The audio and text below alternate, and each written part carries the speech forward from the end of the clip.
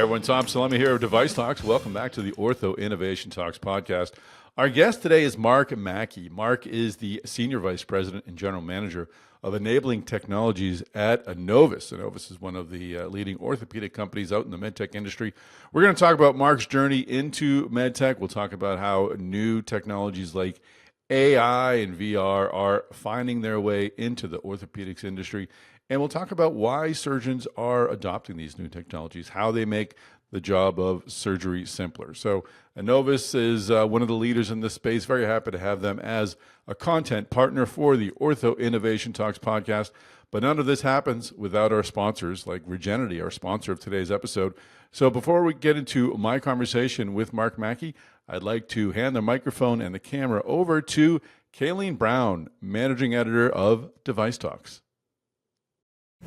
Peggy Hansen, General Manager, Contract Development and Manufacturing, and Senior Vice President of Quality, Regulatory, and Clinical Affairs for Regenity Biosciences.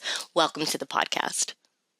Thank you for having me. It's a pleasure to be here. Peggy, this is the very first time I've got the chance to sit down with you to learn more about Regenity Biosciences. So I'm hoping, could you give us a really quick intro into how Regenity supports medical technology companies? Sure. At Regenity, we develop and manufacture bioresorbable products that repair and regenerate soft tissue and bone. We work with partners in the medtech industry to design products that meet specific clinical requirements using biomaterials such as collagen, bioceramics, and synthetic polymers. Well, clearly Regenity is an expert in bioresorbable technologies. Can you help me understand where you're seeing the most opportunity in bioresorbable technologies for medtech? Sure. We're seeing a lot of opportunity for bioresorbable technologies in many clinical segments. For example, rotator cuff patches in sports medicine, antimicrobial dressings in wound care. In general, I would say bioresorbable technologies can be applied to any injury or defect to help facilitate the body's own natural ability to heal and regenerate. So, Peggy, then what clinical or technological shifts are driving demand for regenerative implants? Yeah, we're seeing that surgeons and patients are increasingly looking for products that actively contribute to healing and regenerating tissue. And because developing regenerative implants is pretty complex, I think medtech companies are often looking to specialized CDMOs to help develop these products. Well, that's a perfect segue. So then from your perspective, how are CDMOs responding?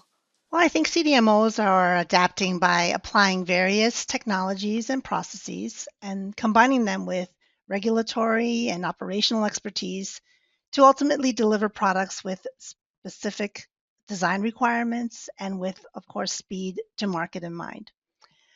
With respect to expanding technology capability, I think some CDMOs are looking to acquire additional complementary biomaterials and other technologies. For example, at Regenity, we acquired Polyganics back in 2023 to broaden our capabilities, but also in order to offer our customers additional options to deliver products to meet their needs. We're going to take a really quick break from my conversation with this episode's sponsor, Regenity, to bring you our interview with Marc Mackey of Enovis. But fun fact, Regenity is known for making a material difference. So please visit their website, regenity.com, that's regenity.com, to learn why.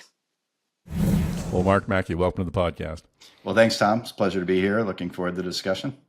Awesome. So we're going to talk. Enovis has been a great part of our Ortho Innovation series. Ortho is one of those sectors that's evolved and really very quickly is adopting new technologies, and you lead the enabling tech group at Enovis. So I want to unpack all of that in a moment and understand what that means. But before we get into the how and the what, we love to understand the who and how our guests found their way into this great medtech industry. What was your what lured you into medtech, Marc?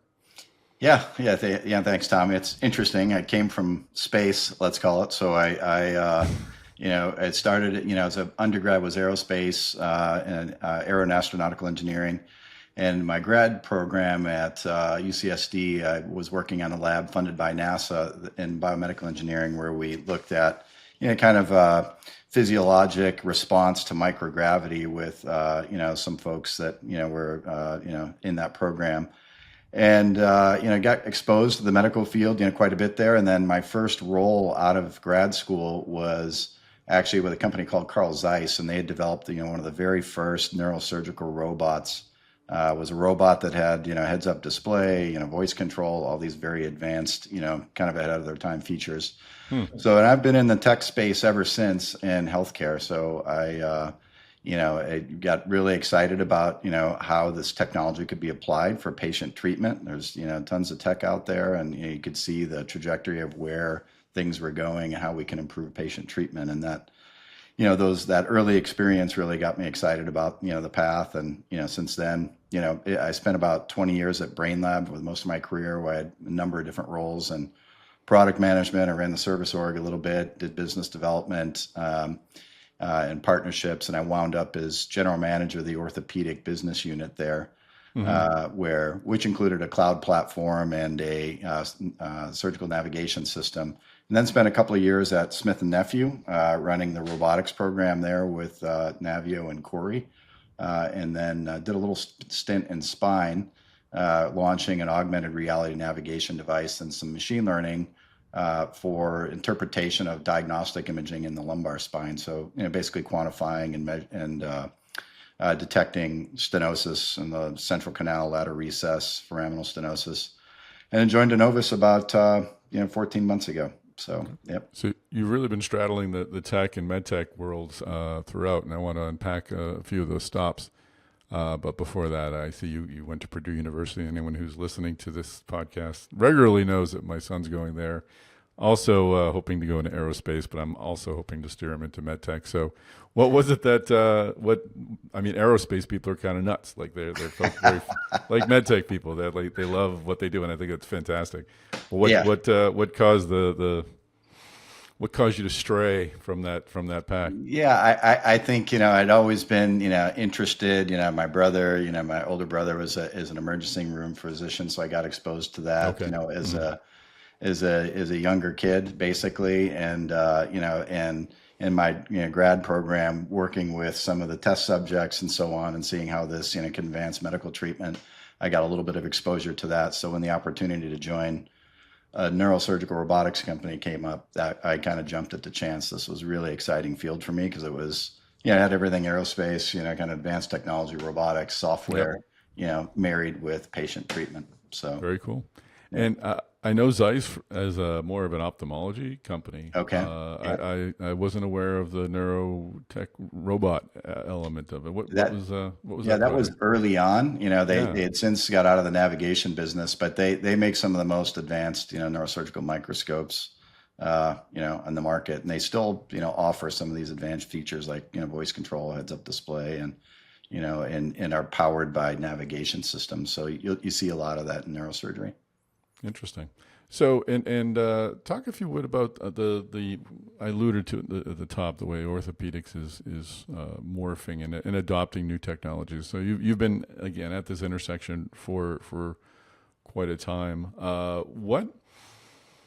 Where are we in sort of that transition of bringing in new technologies? I get the sense that it's like been the last 10 years, obviously Mako in orthopedic surgery and a few other elements as well. But how long, from your perspective, has this been going on, and how far along are we in bringing new technologies, enabling technologies into orthopedics?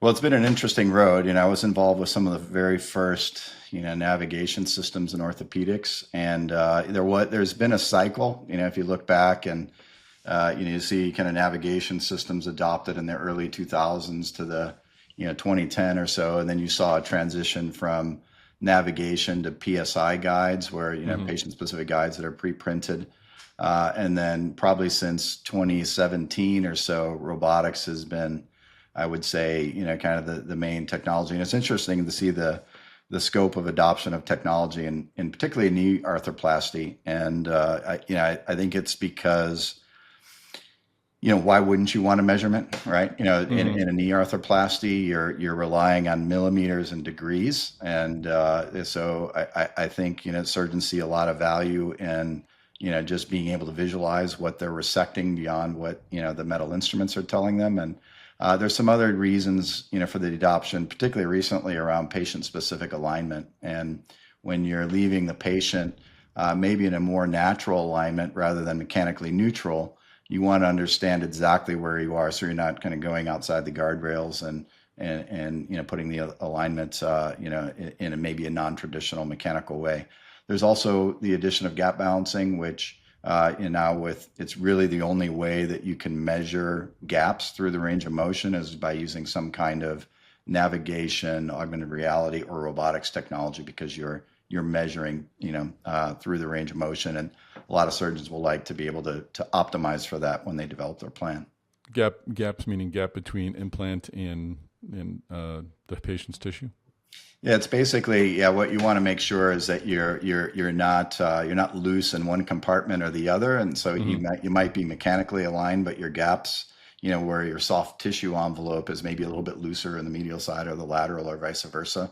You want to make sure your soft tissue is equally tensioned through the range of motion. So a lot of surgeons will say knee arthroplasty is a soft tissue operation as much as a bony procedure where you make accurate cuts, but you also want to make sure that your knee is stable through the range of motion, and navigation and technology does a really good job of assessing that soft tissue envelope. What does that the path toward adoption look like? Because from covering orthopedics a time ago, there was a time when basically it was said, well, 90%, 95%, whatever, incredibly high percent of the surgeries are successful. So you really don't need robotics. You really don't need technology. Like there was a, if not an active resistance, a passive resistance. Like we're fine. We don't need all this stuff. How has awareness been raised enough that there's a identification or an acknowledgement that we do need this stuff and this kind of help? Yeah, I do think, and we've done a lot of market research on this, over the years, and looking at, what are the reasons for adoption of technology. And it used to be that, particularly in robotics, where it was driven by, marketing of the device and, being a center of excellence in the community. But if you look at the reasons of adoption now, a lot of it is about, well, I want to, be sure the cuts are accurate. I want to have an accurate quantification of the soft tissue envelope, and I want to do some of these more patient-specific alignment techniques. So that is the big driver of tech right now, and because you're moving from, well, to your point, well, I kind of don't need it, but it's a good marketing tool, to recognizing the benefits that this measurement and detailed assessment of the joint can offer. So I do think we're in the middle of a transition, and also the younger generation, a lot of them are going through fellowships that are, being trained with robotics or navigation or some kind of technology where they're, have this device that's giving them an assessment of the joint. So, you get kind of comfortable having that, sort of detailed second pair of eyes, so to speak. No, that's interesting. And I was going to ask whether it's the surgeons who are sort of pulling this train, or whether it's the payers, or whether it's the patients. Is there one force here that's really pushing for more of this and for more data and for more just validation? I think it's definitely coming from the surgeons. I mean, certainly patients want to be assured that they're getting the best treatment, right? And they'll come and they will do the research and ask for technology, or what kind of technology the surgeon is using. But the surgeons are really driving this. Of course, we don't, surgeons typically don't, just adopt the technology because, the patient is asking for it. They're looking for, a device that's going to assist them in the practice. So I do think a lot of it's driven by surgeons, but patients are also aware that there's these advanced techniques. That's great. So going back to your career path, so you joined Enovis in 2023, November 2023. What was it about the opportunity at Enovis that you found appealing? Yeah, I think for me, it was about, kind of the clean whiteboard. Enovis, hadn't been in technology, for many years, like a lot of the other companies. So we could really take a fresh look at where is the market going? In 5 years, what does technology need to look like to reach, mass adoption? And, without coming in and having to worry about an install base of X, Y, or Z that you've got to support with, A, B, and C resources.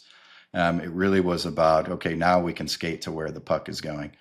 And Enovis had made some really intriguing, acquisitions in the enabling tech space that, I was highly interested in. And, just being able to have the opportunity to join a company like Enovis that is fast growth, was, a large company that wasn't, a small, startup or so but had the resources to really drive, technology and be able to, start from, I don't want to say start from scratch because the technology was already there, but there's, certainly not a legacy install base that you have to support and maintain. Yeah, I would think historically that a new company coming into the ortho space would certainly have. I think anybody has a big challenge in sort of gaining market share here, but it would seem to me that with enabling tech and these sort of tools, if you come in with the right application, you can really grab a lot of eyeballs and a lot of share more quickly. Is that how you see it? Is that the opportunity? I do, and if you look at Enovis has been able to grow in knees, very well without technology, right? And so our total addressable market was essentially non-technology using surgeons, not 3 years ago. So now that we're have a solid offering in the tech space, that's opening up that segment of the market to further fuel the growth. So from an Enovis perspective, it's a great opportunity, and like I said, we can offer tech that. Say at the leading edge rather than trailing edge, start to look at second generation robotics, second generation technology that will drive, that meet the specific needs of how surgeons are thinking about technology and arthroplasty. Could you introduce us to what you have as an enabling technology portfolio? What are its origins, and talk a bit about what you're offering? Yeah. So the ARVIS technology that we have is an augmented reality device it's a wearable device. So it has sensors built into the headset that the surgeon wears, and those serve as the tracking cameras. And the information is all self-contained. So it's projecting the navigation info right in the surgeon's field of view. So it's a very small device, offers augmented reality, is also very, very cost effective. So Enovis had made some investments in a company called Insights Medical, back, I think 2022 or so. And, had been following the company and then ultimately acquired the company. And then we've been iterating on the platform ever since. So, typically, back in 2022, the platform's early, you've got, kind of early hardware, early software, you need to iterate on that quite a bit. But we're past that phase, of, I would say, teething, of a next generation platform and next generation software. And we're really excited about what it offers, because if you look at, where the tech is going, we can shrink this navigation device down to a little electronics package that weighs 8 ounces that you can wear, right? And typically a traditional nav system you would ship in a couple of crates. It weighs, 150 pounds. And it's, got a large footprint in the OR, and it's, very expensive from a, just a component perspective.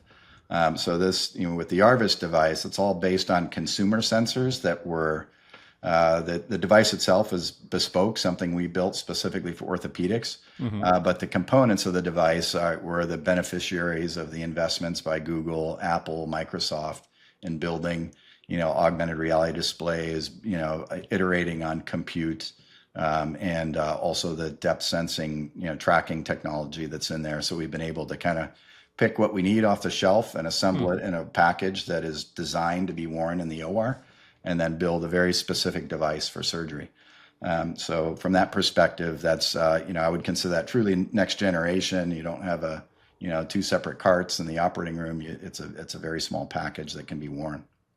So help me, this is a podcast, so we don't have the opportunity to show a video, but if we were to show a video, what would people see if they're wearing the goggles? What does it look like?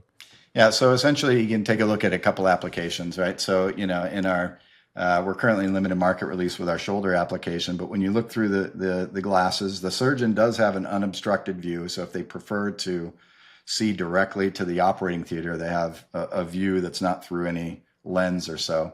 And then if they avert their eyes up a little bit, they'll see the augmented reality display, which is a 3D representation as to where their tool is relative to the target. So it's a very intuitive user interface when it comes to trying to orient tools or get on the specifics, targets that you've set out in your CT-based planning application. So it's I would say it's a kind of a 3D view that is, it's aware of where it is in the operating theater. So the displays are kind of pinned above, the logical places where the surgeon would want to see that information. So is the surgeon making an adjustment of the instrument based upon the augmented image that they're seeing? That's exactly right. And the target comes from the plan. So, whether that's in knees, hips, or shoulders, they will have a plan that they're trying to reproduce with the device, so that the system, through the sensors in the headset, it knows where the instrument is and it knows where the plan is, and then it's helping the surgeon to align exactly on that. And it's actually, it's pretty cool. I mean, the sensors are, when you're talking about 1 millimeter, 1 degree, increments of how it tracks. So these are, very sophisticated packages.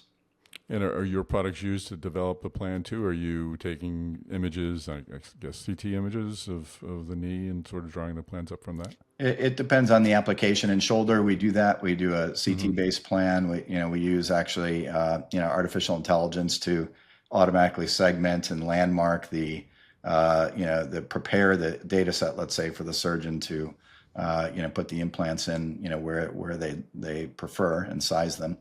And then that plan is then exported to ARVIS. In the case of knees and hips, it's based on an image-free technology, so that you can essentially, when you register the patient, the software is providing guidance as to where the surgeon wants to end up, and particularly like we were talking about earlier with gap balancing, you want to make sure that you're quantifying the envelope, the soft tissue envelope as well, to develop your targets.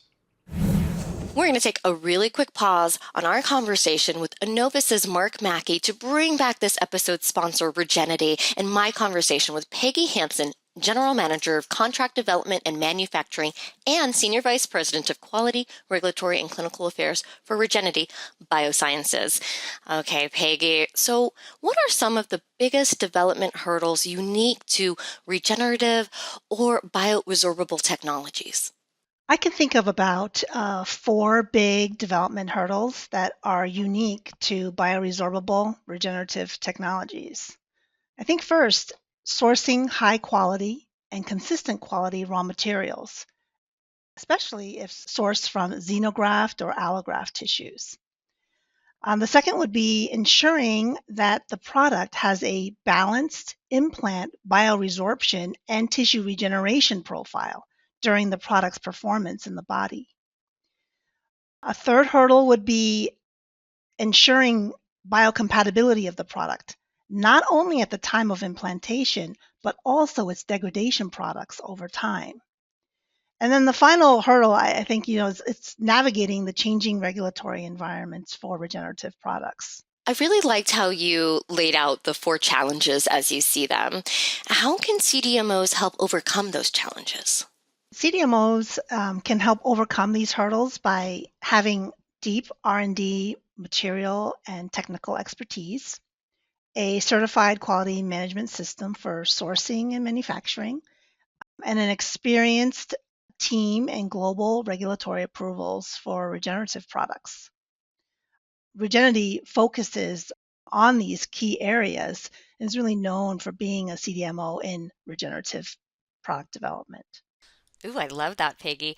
Can you help describe a scenario where a collaboration with a specialized CDMO helped accelerate development or improve outcomes? Absolutely. I think most medtech companies looking for a CDMO, they know what kind of product they want or need to solve a clinical problem. Basically, they know the basic design inputs, but they may not know how to develop it on their own. So one example might be a medtech company looking for a collagen-based wound care product to bring to market as a portfolio expansion to its existing line of products. So a specialized CDMO can help accelerate development by utilizing experienced R&D engineers to limit the number of prototype iterations to freeze the design. Leveraging existing design assets such as historical biocompatibility, packaging validations, shelf life data, bringing internal regulatory expertise to file the FDA submission on behalf of the customer, and then applying process know-how and sterilization validations to streamline the time to production of commercial products. With a specialized CDMO team, we have seen development timelines for new products reduced by more than 50% as compared to traditional product development timelines. Okay, Peggy, I'm having such a great time with you, but I have to round us home. So what trends or technologies in regenerative medical technology should innovators keep their eyes on? Yeah, we're seeing strong momentum around combination products such as drug-eluting or bioactive devices. There's also growing interest in composite constructs like collagen polymer hybrid products that can provide biologic activity along with structural support. I think the desire for faster healing, better quality, and longevity of the repaired tissues are driving these continued advancements in regenerative technologies. Peggy Hansen, General Manager, Contract Development and Manufacturing, and Senior Vice President of Quality, Regulatory, and Clinical Affairs for Regenity Biosciences. Thank you so much for joining us on the podcast. Thank you, Kayleen, for having me. I had such a great time with you, Peggy, and I'm really looking forward to my next conversation with Regenity in the next episode of Ortho Innovation Talks. I've invited their head of marketing, Jessica Swanson, and clinical advisor, Dr. Beatty, to talk about their latest innovation in sports medicine, the Rejuvenate meniscal repair implant. So please join us for that conversation. It's the next episode of Ortho Innovation Talks. Before then, please make sure to check out their website at regenity.com. That's REGENITY.com. And now for the conclusion of our conversation with Marc Mackey of Enovis. So you spoke earlier about the younger generation of surgeons coming in. I imagine that influx of new folks makes something like this a lot more. You're finding more surgeons who don't mind wearing a headset, because I think some folks, especially the folks who haven't worn, maybe don't want to include that. It maybe makes them feel uncomfortable in the OR. What has adoption been like? And speak again, if you would, to the changing demographic of surgeons and how that helps the adoption of this kind of technology. Yeah, it's interesting. I wouldn't, say it's exclusively younger surgeons that are adopting the technology. So it just, a lot of very high volume established, surgeons are, interested in the technology because they've seen it, in the early 2000s. They've seen where navigation was, 10, 15 years ago. And then they're, kind of seeing the evolution of the packaging and the form factor, and are interested in how this kind of the new technology is working. When you look at particularly in an ASC environment, this small form factor is very, very important, right? So so I wouldn't rule out that it's only young surgeons that are adopting this. It's actually quite a mix of our customers that are adopting the tech. I would fall into the older surgeon demographic as well, so I probably shouldn't malign myself.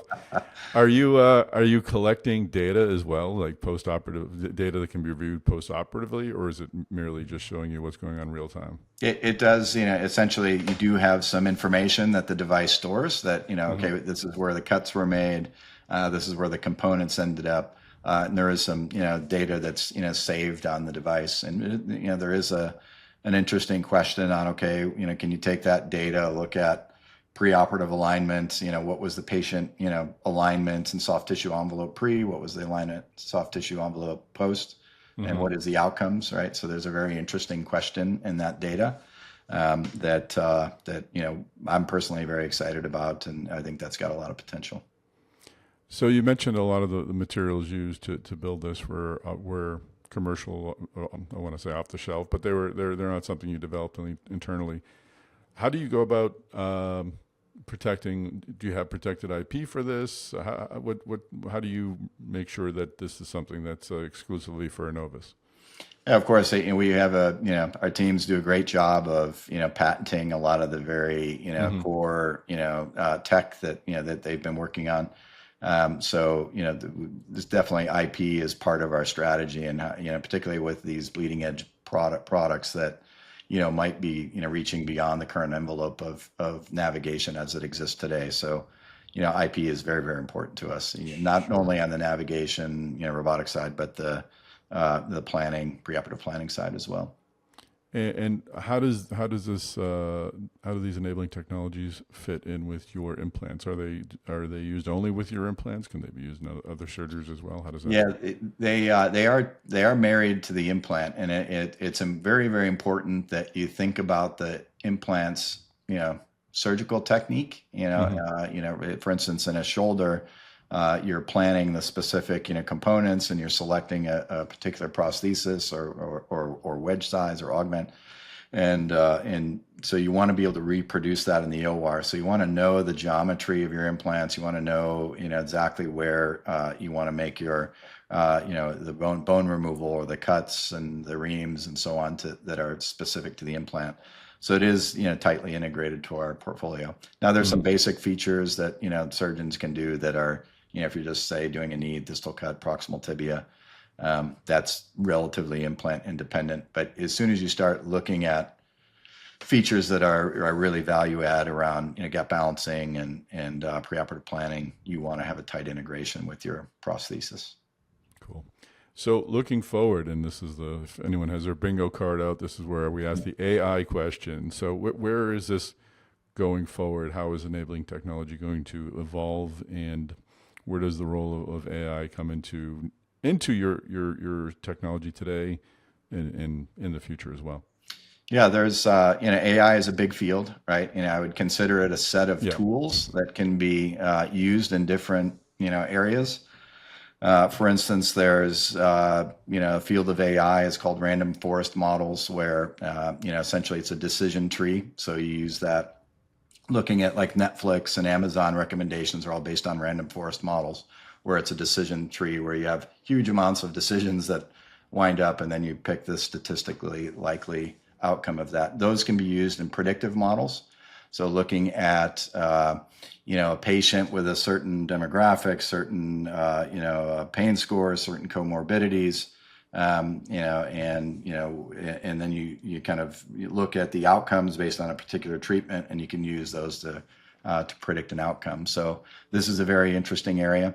Another field is called convolutional neural nets, which are pretty typically used in medical imaging, where convolutional neural nets are used to, say, detect in self-driving cars. It'll look at a stop sign. It knows it's a stop sign. Looks at a pedestrian. Knows what cars are by. It's basically image or computer vision, and we use that in our own planning tools to look at segmenting, in the shoulder, what's, humerus, what's glenoid, what's scapula, where are the landmarks, the key landmarks that we need, that the surgeon is interested in, to develop a surgical plan.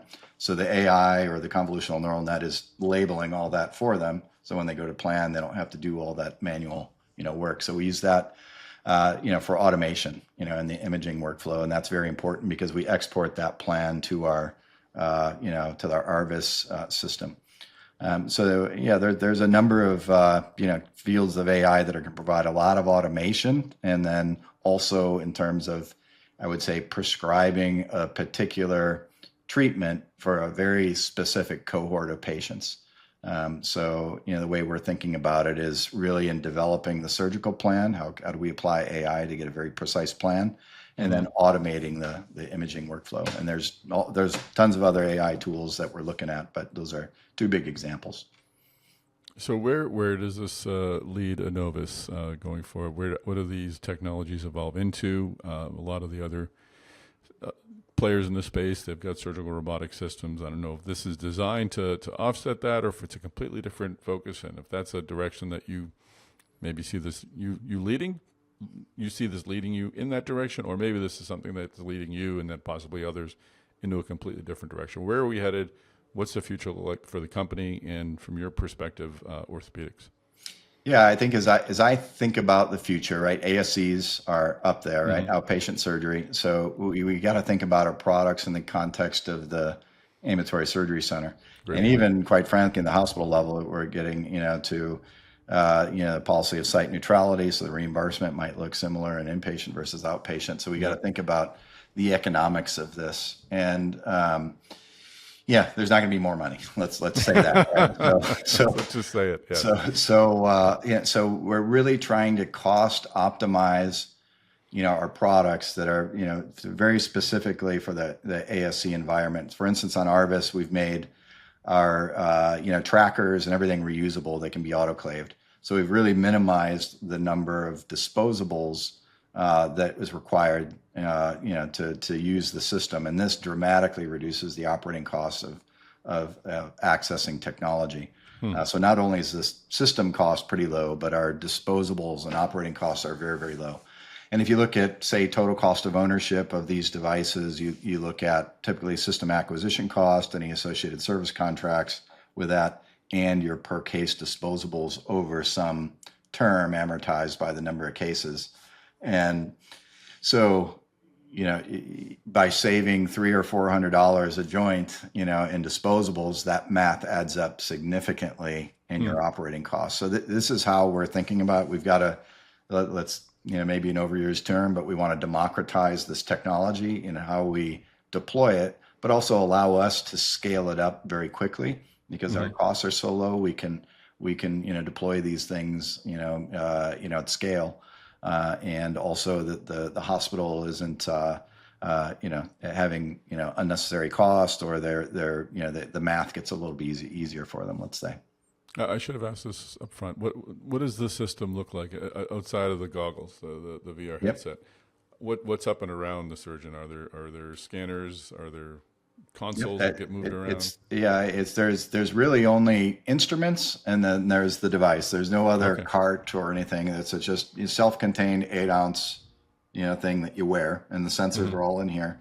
Wow. And then, there's instruments, which we have little trackers on. So there's a tracker that tracks, say, the position of the femur, position of the tibia. And then there's, instruments that we track where the cutting blocks and other, instrumentation are. So when the surgeon looks at the surgical field, they'll see the trackers on the instruments, and that's what they're, that's what it's measuring basically in terms of the alignment and where things are. So in a lot of the systems that you see on the market, a lot of those little trackers are disposable, and that adds a lot of cost to the procedure. So when we developed ARVIS, it was really about, just trying to get the economics to near zero as we can, right? So that essentially puts, barriers up to adoption. So. Great. Final question, just again, more broadly about ortho. What do you see this sector looking like in 10 years? I mean, we've seen a lot of movement over the past decade. What's the next 10 look like? Yeah, it's interesting. So I think, as you look at sensors and how they're evolving, I do think, augmented reality is going to play a big role, and the devices will be miniaturized. The question is, you see a lot of talk about smart tools and, how can we embed kind of your traditional tools with intelligence that is assisted by, a navigation system. So, maybe you're not using a robotic arm, but you're using more, kind of tools that have some inherent measurement capability or intelligence built into them. So I think that's, a very exciting field. I also think from a, planning perspective, we're going to get more patient specific plans. So I think looking at, the whole context of not just the imaging data, but, say the associated data with that particular patient, demographics, comorbidities, how they present in their pain will help us build models to really take an individual patient and prescribe a very specific treatment for them, whether it's a custom alignment or even, particular implant design. So there's a lot in I would say taking a patient, prescribing what we think is the best thing for them in surgery, and then there's how do we deliver that surgery, and what are the tools that we use to deliver that. Fantastic. All right. Well, it's an exciting industry, getting more exciting every day because of tech like this. And thanks for taking the time to tell us about yours and for joining us on the podcast.